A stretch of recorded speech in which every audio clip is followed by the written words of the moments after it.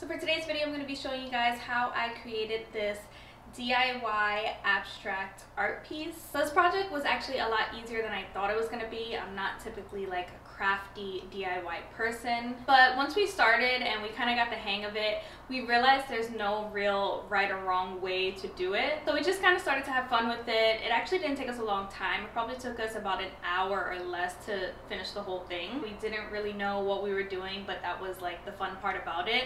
You'll see in the clips that we kind of just figured it out as we went along. I had watched some YouTube videos before starting this project. Will literally didn't watch anything. I didn't even show him like any inspo pics. I knew how I wanted it to look like in my head, but I literally didn't show him anything. Like he kind of just started like freestyling and freehanding, and it came out really good. But we both love how it turned out. It fits the aesthetic of our apartment perfectly.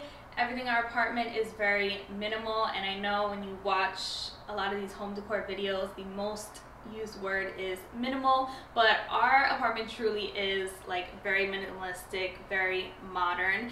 Everything is like black, white, gray, neutral, and this painting, just like with the textures and just because it's like a off-white, white kind of color, it literally fit in with our vibe like perfectly. So I'm going to show you what we used to create this. You really only need like 3 or 4 items. So the first thing that I got was this big ass tub of spackling paste. So this I got from Home Depot. It was like $16. I got the largest size, which is the 1 gallon, and after finishing it, I realized we really didn't need this much. Although this is a large canvas, we didn't even get through like half of this. Next thing I got was this set of 3 plastic putty knives from Home Depot. So with this, I wasn't sure if the plastic was going to be okay because I thought it might be a little too flimsy to like create the lines and the texture on the canvas, but it actually worked out perfectly. The set was only $3. I got 2 sets so we could both use them at the same time, and this worked perfect. We mainly used the big one to kind of create the lines, and we used like the smaller ones just to create like smaller lines and more texture, which you'll see in the clips. Next thing I got was the actual canvas itself. So the size that I got was a 36 by 48. I got it from Michael's. Michael's literally had so many different sizes. I didn't know which size I was going to get until I was actually in the store and I saw it in front of me. So I would highly suggest going in the store rather than just ordering it online, because when I was looking at it online, I was like, oh, I just need the biggest one. Like to fill this space in my living room, I just need the biggest one. But the biggest one was like a 48 by 60 or something, and it was huge. So I went in store, I just looked at the sizes in front of me, and I was either between 36 by 48, I forgot. I was either between 36 or 30. I went with the 36, and it literally is the perfect size for this wall. Next thing you're gonna need, which I didn't even think of this to be honest, like hanging things on the wall, like that's always Will's job, so this part didn't even cross my mind, but I guess it's called like a canvas hanger. So basically it was like a little kit or set. I'll try to find a picture of it and insert on the screen.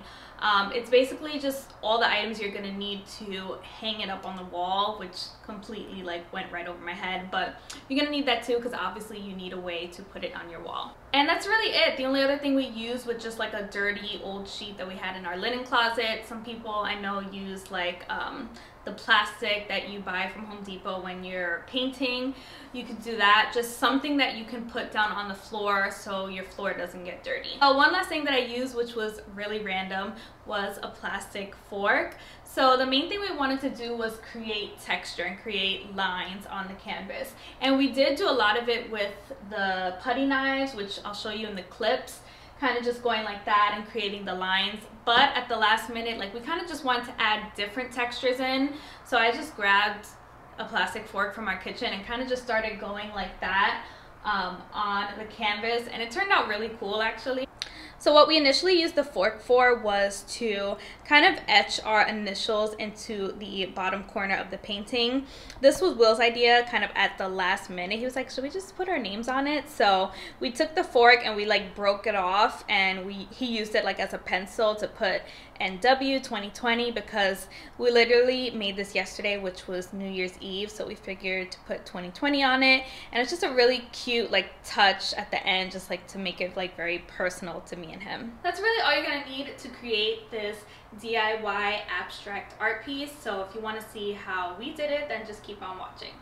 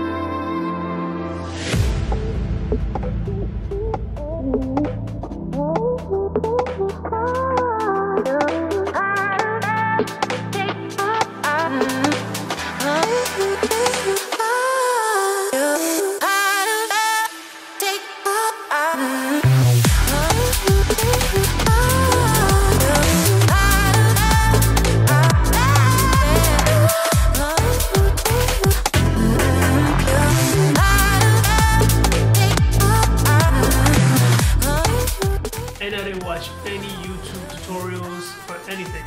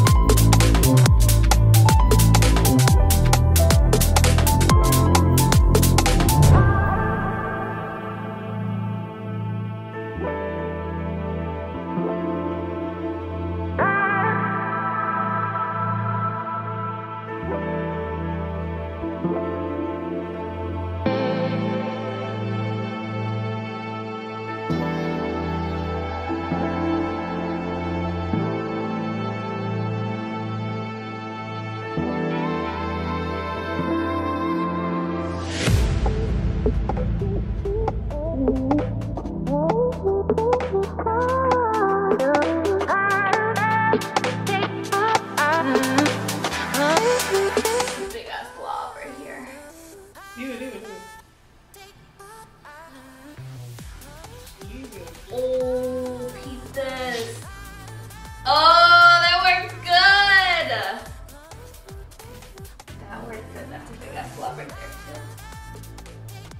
Alright, I'm done. Do you want to put our initials somewhere? Oh, should we? Like at the bottom somewhere? NW? 2020, because I mean, this is the last day! I mean, and it is ours. It's not like we're selling this. You never know, we could. So we're using a fork, plastic fork, put our names. That was smart, babe. Wait, look, I got an idea. Ooh, you like that? Yeah, that's it, right? Less is more. Alright.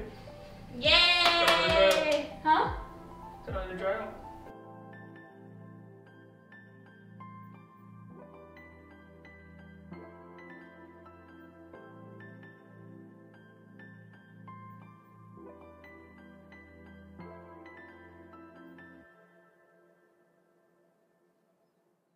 That's pretty much it for this video. If you guys enjoyed this DIY project and you'd like to see more home decor related videos, then just comment down below. Let me know what you'd like to see more of on my channel, and I will see you guys in the next video.